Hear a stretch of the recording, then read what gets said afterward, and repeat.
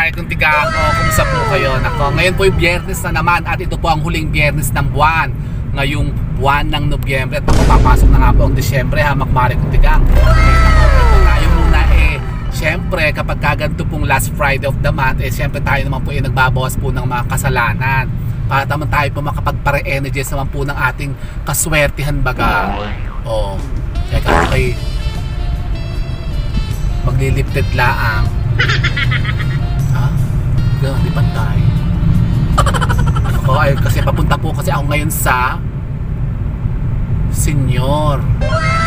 Kasi balak ko nga sana kayo lumuwasan sa Quiapo ngayon kasi last Friday. Ay! Ano ba?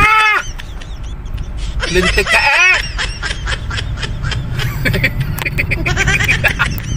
Akin nagdi-lipstick dito! Takto talaga kung anong to.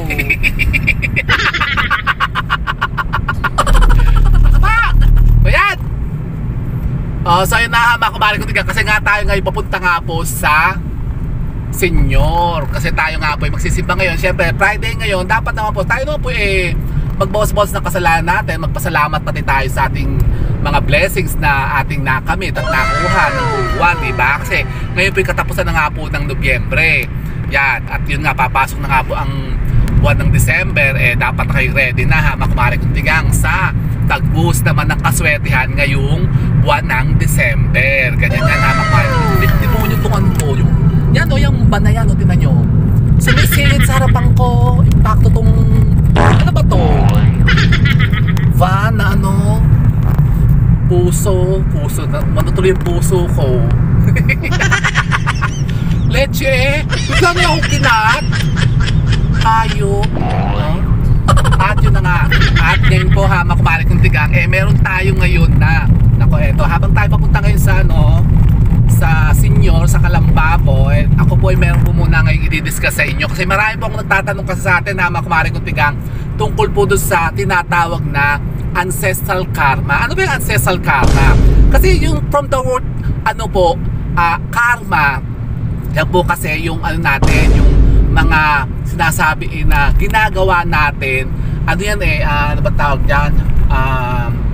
Actions po yan, responses sa mga ginagawa natin na mga kung ano-anong mga bagay. Halimbawa, may mga ginawa tayong mga kabutihan sa kapwa natin, meron tayong nare-receive na karma pabalik sa atin.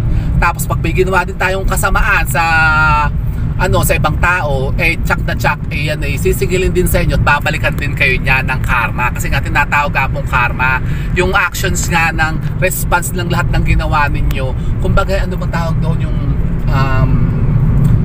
anong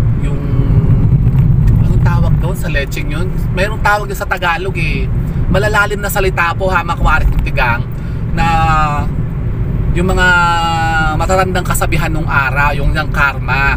Yan, kapag kaganyan po, ha, kumare kong tigang, kayo po yung affected ng tinatawag na ancestral karma. Nako, medyo mahirap-hirap po kasi i-dissolve yan.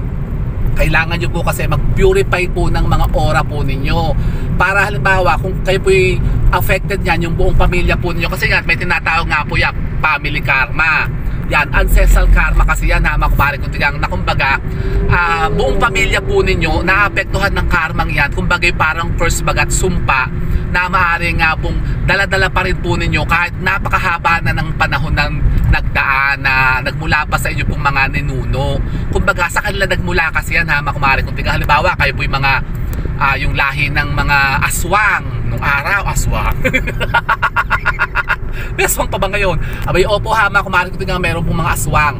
Nung araw talaga, meron ganyang mga lahi-lahi ng aswang, lahi ng mga mangko. Bawa kayo po yung mga lahi ng mangko, ang mga ancestral po ninyo, yung mga mangko, yung mga ninuno ninyo. Di syempre, halimbawa, marami silang mga ginawang mga kasalanan nung araw, marami silang kinulam, marami silang pinahirapan, marami silang pinatay. Ngayon, nagsasalin lahi ang dugo po kasi nila, ha, kumare kong tigang, sa mga anak nila. Tapos yung mga anak nila, nagkakaasawa din po yan, nagkakaanak. Sumasalin din po yung matinatawag na curse na yan o yung karmang yan sa mga apo-apo nila, sa kinaapu-apuhan nila. Talaga ba? Kaya kung halimbawa, kayo po yung mga third generation, fourth generation, o fifth generation na kayo ng mga pamilya po ninyo, dala nyo pa rin yan, ha, mga kumare ko. Kasi sinasabi nga po ng ancestral karma daw po ng magulang. Halimbawa kayo po may mga karma kayo, may ginawa kayong kasalanan, eh di meron kayong pagbabayaran ng mga karma. So alam nyo po ba, ha, mga kumare kong tigang, na ang kalahati po ng karma po ninyo ay maipapasa nyo po sa mga anak po ninyo pag nag-age na po sila ng 18 years old 18 years old to 21 years old. Yan na umi-effect yan, ha, mga kumare kong tigang. Nararamdaman na rin po nila yung, kumbaga, yung parusa o yung sinasabing balik nung mga sinasabing ginawa nyo nung unang panahon, nung ginawa ng mga ninuno nyo nung unang panahon. Ah, ganun pala. Opo, ha, mga kumare kong tigang. Bawa kayo po, may mga ninunong mga pagkasama nung araw, mga mamamatay tao, ganyan. Tapos sila yung parang hindi sila na-convict o hindi sila nagbayad. In a way, yung isinumpasa kanila ng mga taong ginawa nila ng kasalanan, umi-epekto yan in the future. Kahit na hindi sila, halimbawa, sila yung nakapagtago, sila hindi naanuhan ng batas, kumbaga walang justice ang ginawa nila, ang sisingil sa kanila yung universe, yung karma. Ah, talaga ba? Opo, at kahit nasan sila at kahit patay na sila, babalik pa rin po yun. At yung tinatawag na karma. Binabalikan tayo ng mga ginagawa nating actions. Yung masasama, meron niyang kaakibat na yan na nga, karma. Bawa, gumawa kayong kasama na action nyo ay masama. Yan, kayo yung mga nungungutang na hindi kayo marunong magbayad ng utang po ninyo.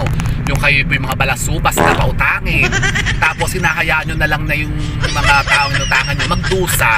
Ngayon, may balik sa inyo kahit hindi na kayo, kumbaga, pugigiin ng mga inutangan po ninyo. Sasabihin ng mga inutangan nyo, hayaan mo na sa kanya yan, abuli ko na lang sa kanya yan.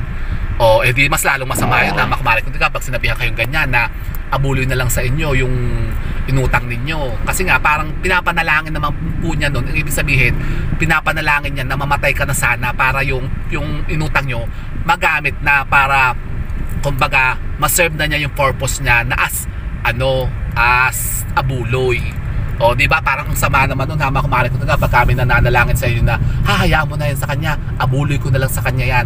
Pagka kasi ganyan, ha, mga kumare ko, na may mga nagka-curse sa inyo, in a way, may umi-epekto po yan. Bawa kayo, may namalas kayo, nagkakasakit kayo, nakakaramdam kayo ng kung ano-ano, tapos yun, nanghihina ang katawan po nyo. Ibig salbawa kayo mabubuhay pa ng 10 years, mababawasan na yun, nababawasan kayo ng isang taon. Lagi pagka may nanunumpa sa inyo, kaya paikli na lang, paikli ang buhay po ninyo. Kasi nga, yung sa karma nga na pinagbabayaran po ninyo. Ah, talaga ba? Opo, kaya kayo maging mabuting tao. Gumawa kayo ng kabutihan sa kapwa po ninyo, kasi nga sabi nga all karma begets karma. Yan, bawa, good karma ang ginawa ninyo o good actions ang ginawa nyo, good karma ang babalik sa inyo. Pero kung halimbawa kayo naman, yun nga, masama kayong tao, di bad karma begets bad karma, and good karma begets good karma. Oh, di ba? Ganun pala. Opo, syempre, ganun naman, di ba? Pero sinasabi lang po ng na hindi tayo gagawa ng kabutihan dahil nag-iintay lang tayo ng rewards. Di ba? Syempre, tayo dapat bukal sa puso natin yung pagtulong natin, yung mga ginagawa nating mga pagtulong sa kapwa natin, yung kabutihan natin, dapat init yan sa budhi natin, init yan sa katauhan natin, na dapat kusa natin yan gagawin at bukal sa loob. Hindi tayo dahil baka kasi may karma, baka makita ako ng universe ganyan, baka ako ay gagawa ako ng kabutihan para ako'y maraming blessings na dumating. Maganda naman yun, na makumari kung tingnan kung ganyan ang intention po ninyo. Pero yun nga, sinasabi nga po na yung mga good karma, kusayang dumarating sa inyo. Halimbawa, kayo talaga sinuswerte kayo at pamilya nyo, suswertihin din, ha, makumari kung tingnan. Buong pamilya nyo yung makaka-benefits naman yan. Halimbawa, kayo po'y mabubuting tao. Halimbawa, kayo po'y maginawang kabutihan ng araw, malahi nyo. Basta sabihin niya, yan, lahi yan ng mga mandurugas, yan, lahi yan ng mga pokpok. Pero ba lahi ng pokpok? Meron ganyan na mga kumari ko, may mga lahi ng mga lahi kasi yan, na mga kumari ko, mga lahi ng mga manggagancho, lahi ng mga mangutang. Yan, sabi yung mga lahi nga mangutang, hindi marunong magbayad yan.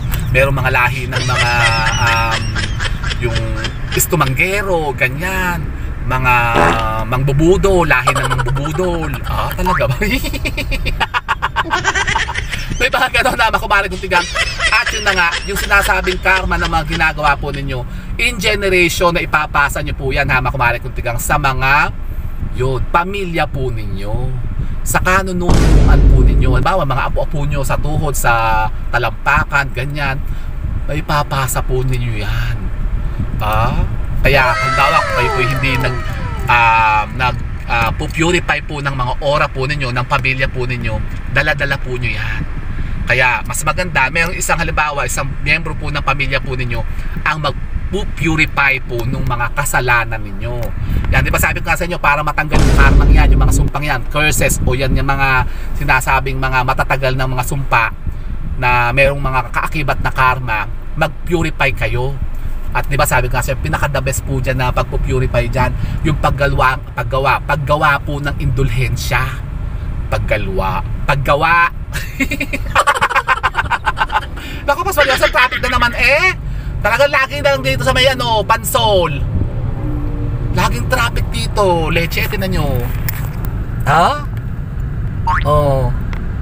Ay naku, Mario Joseph. Kasi nga tayo nga magsisimba nga tayo ngayon sa senior, hama kumare kung tigang eto, traffic na. Ang oras na, mag-aalas 11 na pala. Tanghali ng lakad ko kasi ito At medyo makulimlim, hama kumare kung tigang, at medyo gloomy, may malamig. Naku, lamig-lamig na sa madaling araw, hama kumare kung tigang. Ilang araw na lang magpapasko na kaya kayo po mag-ready na, hama kumare kung tigang. Di ba sabi nga sa inyo, yung ating mga pineplex dito ng mga bago nating mga lucky shops sa pampaswerte, available na po. At sa mga gusto po maka-order niyan, mag-place na po kayo ng order po ninyo. Yan, magpa-reserve na kayo, hama kumare kung tigang, kasi available na po siya yung mga lucky silver spoon po natin, yung ating Saint Benedict medallion na talaga pinagkakaguluhan ngayon, hama kumare kung tigang. Tapos yung mga lucky charm bracelets po natin ng mga iba't iba pong mga dumating galing po ng abroad, talagang mga legit po talaga, at mga first class, at talagang mga authentic talaga na mga lucky charm na mga bracelets, sa makumari kong tigang. Available na po siya ngayon.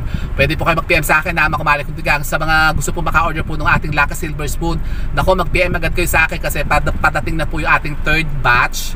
Yung pong ating third batch po medyo fourth batch na. Yung third batch kasi paubos na rin po dalawang batch na po yung ating dalawang set na po yung naubos natin, na sold out na po natin, and for shipping na po yun, hama kumare kung tigang, ngayong December 1. Hintay-hintay nyo na po kasi may box na po natin yung ating mga Lucky Silver Spoon. So sa mga gusto po maka-avail niyan, yung ating Lucky Silver Spoon na yan for 2025, pampaswerte po, hama kumare kung tigang, katulad po ito, bigyan ko kayo ng sample. Yan, pakita ko sa inyo, hama kumare kung tigang. Yan, traffic naman yan, katulad to, yung mga Lucky Silver Spoon po ninyo, hama kumare kung tigang, ilalagay nyo lamang po yan sa wallet po ninyo. Yan, para kayo po dire-diretso ang pag-attract sa pera, hama kumare kung tigang, para talagang buhos ang dating sa inyo ng pera. Teka, ako muna dito sa kabila. Papakita ko sa inyo, hama kumare kung tigang, yung aking napakatagal na Lucky Silver Spoon po dito sa wallet ko. Hindi ko talaga ito tinatanggal dito, kaya talagang ang wallet ko talaga putos na putos sa sa laman. So yan. So ito, papakita ko sa inyo, hama kumare kung tigang, yung aking Lucky Silver Spoon na hindi ko talaga tinatanggal dito. Di ba? Ayan, napakatagal na dito, hama kumare kung tigang. Yan, meron po siyang ribbon na kulay green at pula. Kasi swerte po kasi yung ribbon na pula Tapos yung green naman po sa pera. Para talagang dire-diretso ko kayo po makaka-attract ng maraming pera dyan sa wallet po ninyo. Yan, talagang puputusin ang wallet po ninyo. Ilalagay nyo lang po yung ganyan, hama kumare kung tigang, sa wallet po ninyo. Yung mga Lucky Silver Spoon. Kasya siya, hama kumare kung tigang, sa mga long wallet na katulad po nito. Kahit po yung ating bigger version ng ating spoon, kasyang-kasya po talaga dito. Yan, maganda siya. Pwede rin po siya ilagay, hama kumare kung tigang, sa mga bag spoon ninyo, o sa mga cash registers po ninyo, o sa kaha nyo, basta sa taguan nyo po ng pera. Bakit ba bumababa? Lintik naman tong aking tripod sinana ata ito mapalta na.